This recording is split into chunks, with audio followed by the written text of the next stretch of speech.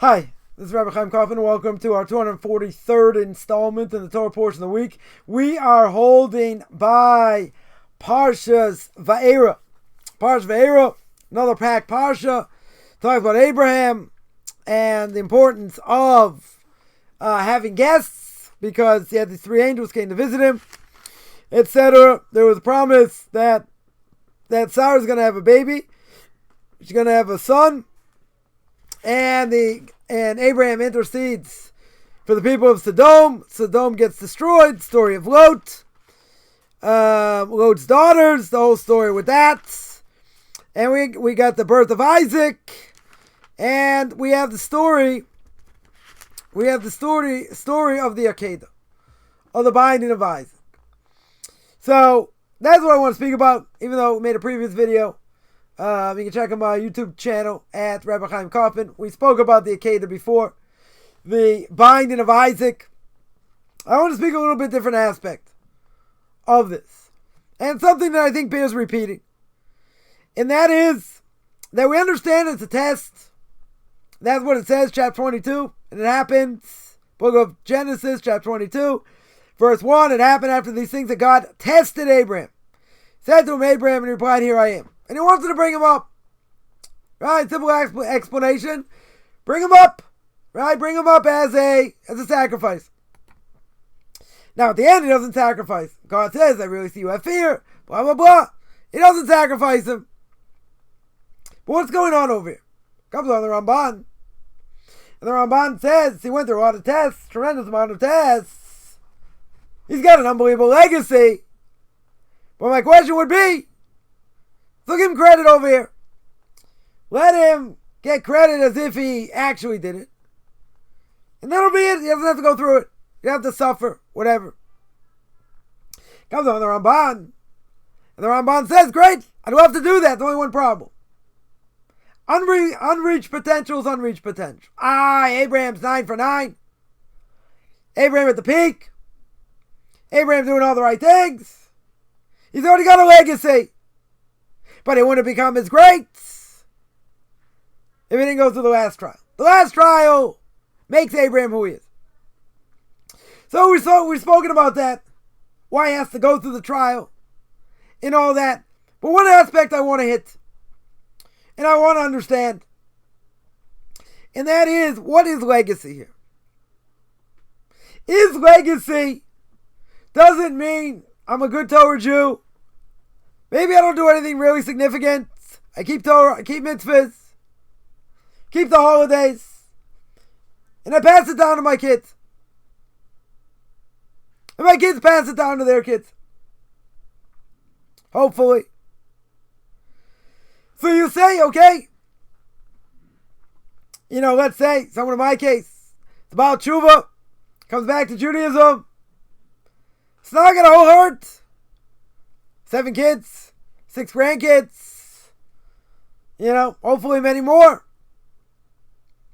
Right, we'll see, another 10, 20 years. Other kids get married, more grandkids. Cain Yearboot should all be good. So is legacy just passing down God's word? No frills? Living a frum life? Not the Orthodox life?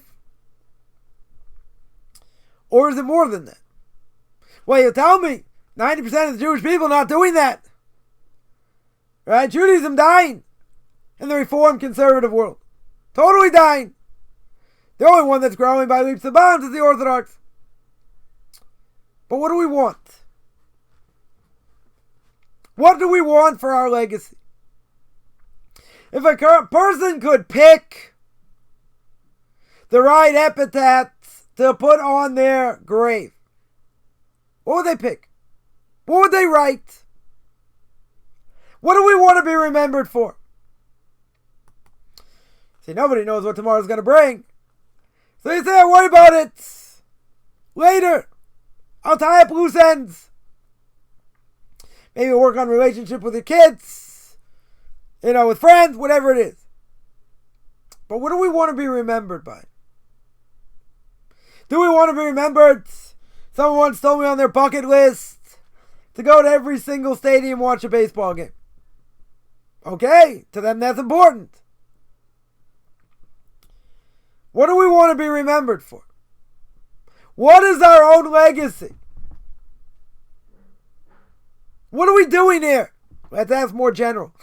Let's see how general we can get. What are we doing here? What's my purpose? Heard a great shiur, a great class earlier. Rabbi Wallerstein should be well. He basically said we can't be lazy.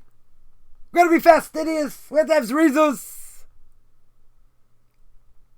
You know, and a person may say, oh, I could have done this. I had this idea 20 years ago.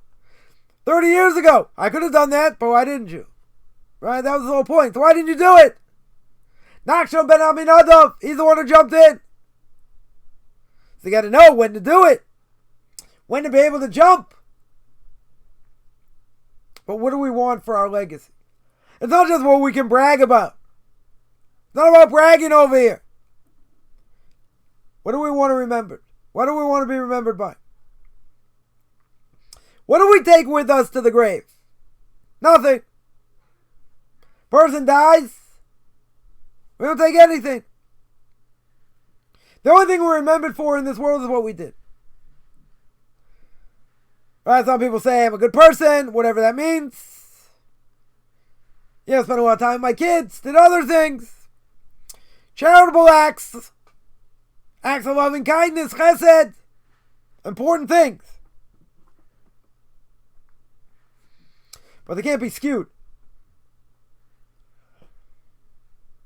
You know, a person will think they're good, but will ask the question, what's your definition of good? What does it mean? A lot of crazy people thought they were good people. But they were nuts.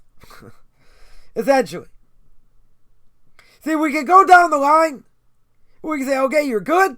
Okay, let's check. Do you ever speak badly against others? That's permissible, not a problem. Why should it be a problem? Everybody does it. Do you ever cheat on your taxes? You know, they get enough money, Uncle Sam. Gets enough money. Do you ever do X? The list goes on. I don't think these people will be squeaky clean. I understand what they mean when they say they're good. You know, but in whose eyes? I'm asking in God's eyes. But a person can live in this world 70 years, King David says. If you have strength, 80 years. But what's the reality? The reality is, someone told me a story last week.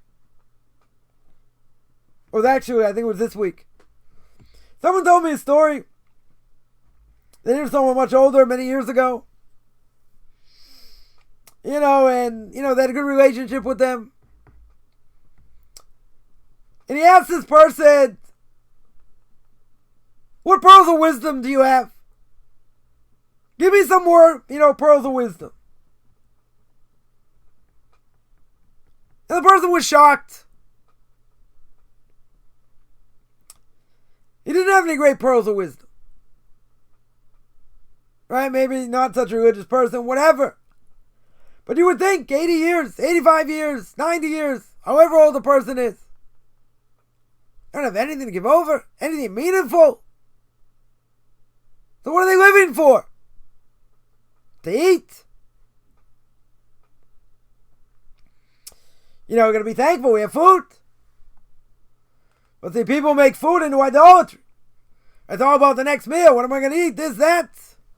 The Chos Levavos, duties of the heart, what does he say? You know, you're eating, but where's the food going to go? Food's coming out the other end at some point. So how much did you really enjoy it anyway? You say, I enjoyed it. Come on. You know, very tasty, whatever. But in the end, where's it going? What's someone going to answer? They're going to say, who cares? I understand where it's going. I enjoyed it now. I'm here for the now. Okay. But I'll ask the question again. And this we all have to ask ourselves. What am I living for?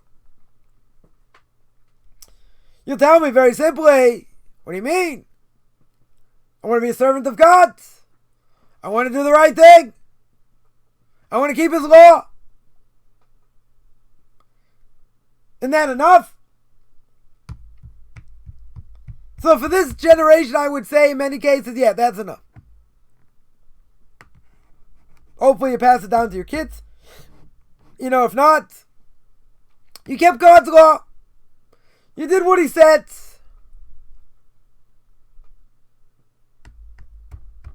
But what if we have greater potential? A person may say, how do I know? We have to be dreamers. We have to think high. Rabbi says, if you think small, you end up small. If you think big, you may not end up big, but you won't end up small. You got to dream. You can have things you want to accomplish. Do what you're good at. Start things. Figure out what needs there are for the Jewish people. Be a doer. You can say not everyone's a doer. Maybe my job is just be in the background and help out. But again, I would say, everyone's got a purpose here. Nobody knows the extent of their potential. Nobody. Would I have thought I've been doing what I'm doing now? No. To the extent? No. So I'm a dreamer. I'm a builder. At least I try. So I took this to heart when I heard this. Got a lot of things I want to do. So as Rob Wallerstein said, how did I get to do what I did? I went out and did it. I didn't think about it, I did it. But you're going to say, how are you going to pay bills? How are you going to this? So he was saying, don't procrastinate. Don't sit back and think it this way, think it that way, think it the other way. Go out and do it. You're going to say, how can I do it? I don't have money. Even if I wanted to build X, Y, and Z, where am I going to get the money from? So I'm going to tell you a secret. A big secret that everybody knows. That's why it's not so big. And that is, we all need motivation. We all need to be driven by something. I said many years ago, sometimes people sit and learn for long periods of time, many years, but they get burnt out. So, there would be a question, how do you stop people from getting burnt out? So I had a solution. Instead of learning all day long, learn, let's say, a good part of the day, and then teach, tutor, give over to others. Because when you have to do that, that means your learning has to be crystal clear. Right? For a while, a person has to sit and learn in order to get the basics, in order to go through a tremendous amount of material. Right? But at some point, if you have the ability, you should go out and teach. If you have the ability.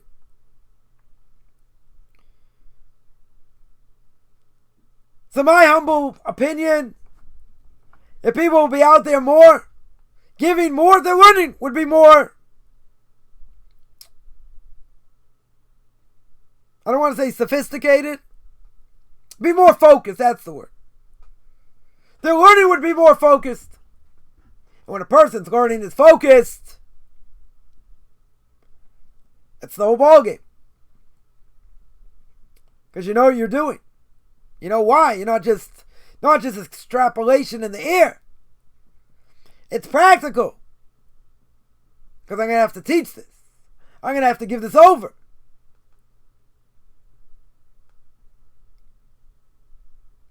But someone will tell me, not everyone has that capability. Could be.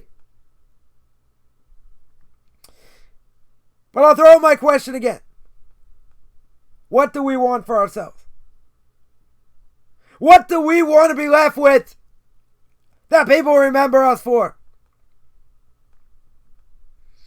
If you put off something today, and you say, oh, I'll get to it tomorrow. Alright, just like it says in Sefer Yira, in the book of Fear, by Rabbeinu Yonah, right? It's after the book of Shari Tshuva, Gate to Repentance. And he says, don't procrastinate. He says, don't put things off. Because when you put things off, you won't get to it. Just like the Mishnah Perkei Avos says. Don't say, I'll do it tomorrow. You don't know what today's going to bring. You don't know what tomorrow's going to bring.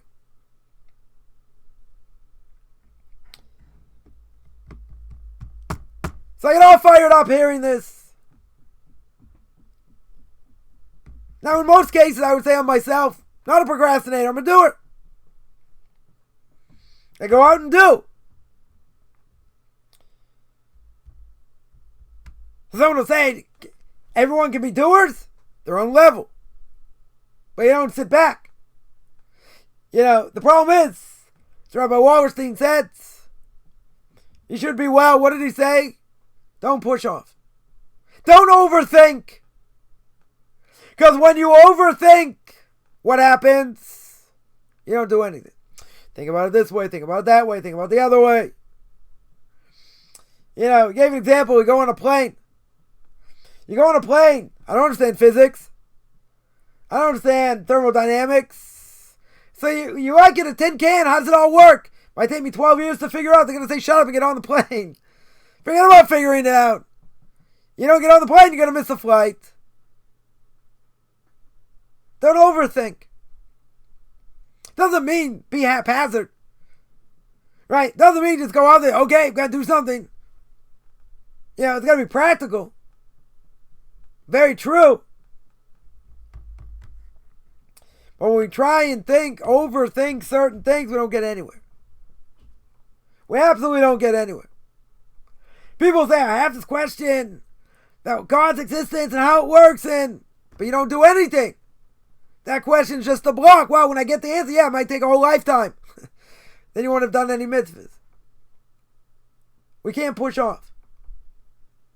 I'm not saying we shouldn't try and find answers to questions. We're not ducking issues. But these are deep questions. And they're not so practical. That's what I'm saying, but I want to understand more about Olam Haba. About the next one. When the Messiah is going to come. And how it's going to work. And how can I do any of these things I don't fully understand? That means you'll never do anything. You'll never act because you're too busy thinking. Right, so at the end of our lives, we may see we didn't really accomplish that much. God forbid. That's going to be bad. Because part of Gehenna, part of hell is, God's going to show you a second movie. And that second movie, what your potential was. And you'll say, I never had potential. You're right, I sat on my behind, I didn't do very much. But who says I had any kind of potential? God says, really? Let me show you. Let me show you what you could have been. You don't want to see that movie. You want to be well above that. You want to reach potential. Whatever your potential is. You want to be a doer. I would agree. Not everyone necessarily can be a doer and build things or whatever. But I'll ask you again. What do you want to be remembered for? You did a few nice deeds. You know, you kept Torah mitzvahs. That's worth something. I'm not saying not. But at the end of the day, what do we want to see as our legacy? What do we want to be remembered for? What are our goals? What are our desires? Where do we hope to be? It's something we all have to think of. And a person, no matter what they've done, can never ever rest on the laurels. Because there's always more to be done. Lo alechem lecha ligmor. Says in Perkei Avos. We never finish. Person's going to die with half their desires not met. But that doesn't mean we don't try. That doesn't mean we don't go out there and, and try over here. Regardless of what your potential is or not. We want to put our best foot forward. We want to work hard. We want to accomplish. We can accomplish in learning. We can accomplish in chesed. Ultimately, we have to change. We have to become better people. A lot to do. Not a lot of time. Problem is, we sit there and just procrastinate. We relax too much. You say we're too busy chasing our tails to make a living. That's also true.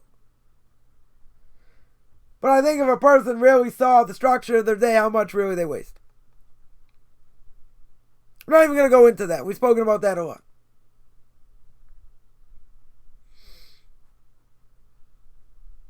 So we have to ask ourselves every day, or at least fine tune it. What do I want to be remembered for?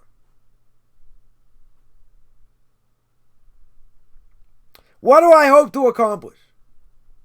Did I accomplish or did I not accomplish? These are tough questions.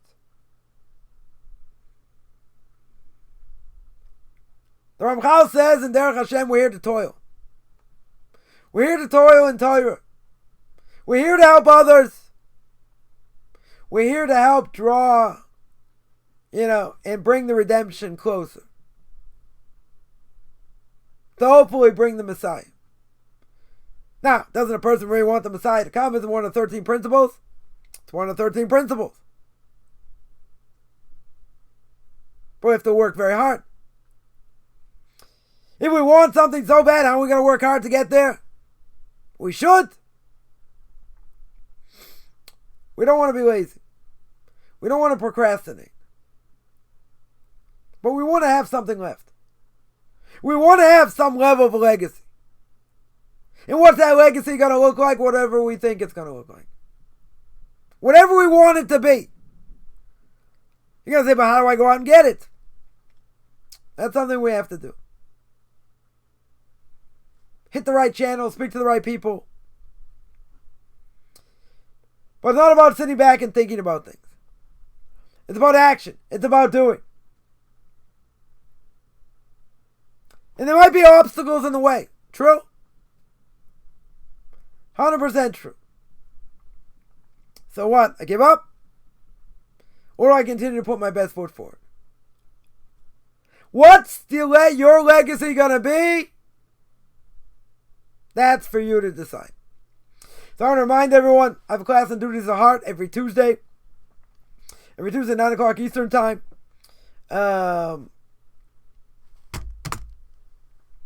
And I also have 2 Q&As every Tuesday and Thursday. 10 o'clock Eastern Time, 5 o'clock Israel Time. There's also a class on Book of Leviticus every Sunday. Every Sunday.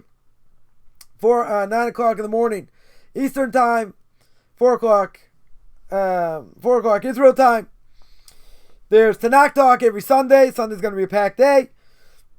Sunday, 12:30 Eastern Time, 7:30 Israel Time.